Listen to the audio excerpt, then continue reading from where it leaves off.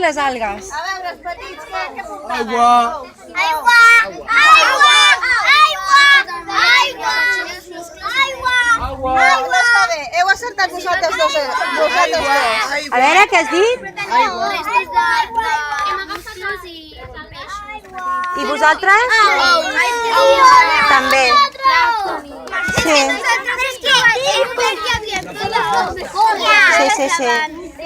Bueno, jo també els hi donaria un altre amb ells, sí. Però tu no diguis sí, perquè nosaltres. I bueno, i en general eren bioindicadors, ¿vale? Perquè els musclos són super bioindicadors, també ens indiquen la qualitat de l'aigua com els tomàquets de mar, ¿vale? Perquè filtren l'aigua i llavors els contaminants es queden al seu interior. ¿Vale?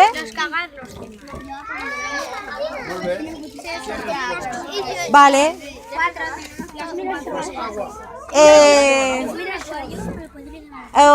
¿Queréis algún desempate? ¿Cuántos tenéis? 4. Uy, todavía falta el desempate. ¿Vosotros también 4? Jolín. Nada, otra pregunta. Más. Otra pregunta. La diferencia entre efecto invernadero y cambio climático. Pensar. Antes de contestar. No contestéis, ¿eh? Pensar. No contestéis. Pensar.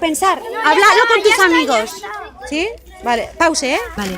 Vamos a darme la respuesta de la diferencia entre canvi climàtic i efecte hivernacle. El canvi climàtic és per culpa nostra dels humans i l'efecte invernader és per la natura que ens fa poder tindre vida al nostre planeta. Uau, moltes gràcies. Segur que teniu premi, eh? Espera, pause. Ara doneu-vos al segon grup la resposta.